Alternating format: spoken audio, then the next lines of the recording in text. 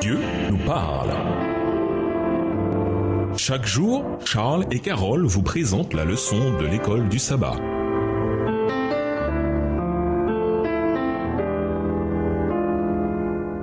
Bienvenue dans votre émission Dieu nous parle. Nous voilà à la leçon 9 qui va du 19 au 25 novembre. Espérance contrefaite. Étude de la semaine, Proverbe 17, verset 28, Job 13, verset 1 à 15, Jacques 2, les versets 20 à 22, 1 Corinthiens 15, verset 11 à 20, 1 Pierre 1, les versets 18 à 20, Genèse 22, verset 8. Verset à mémoriser.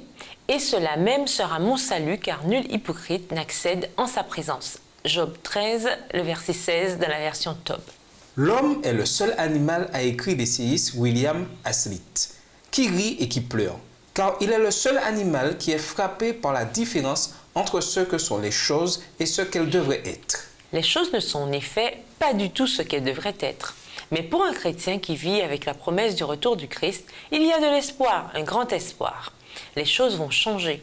2 Pierre 3, le verset 13. Elles deviendront quelque chose de tellement merveilleux que nous pouvons à peine l'imaginer aujourd'hui, tellement notre esprit est obscurci par le péché. 1 Corinthiens 13, verset 12. Il y a un espoir que l'esprit sécularisé, dans toute son étroitesse d'esprit, a perdu depuis bien longtemps. Cette semaine, alors que nous poursuivons notre exploration de la question de la souffrance dans le livre de Job, nous découvrirons que, même en plein milieu des tragédies qui lui sont arrivées, qui n'avaient aucun sens et n'étaient pas justifiées, Job pouvait encore prononcer des paroles d'espérance. Quelle était cette espérance et que nous indique-t-elle de l'espérance que nous pouvons également avoir?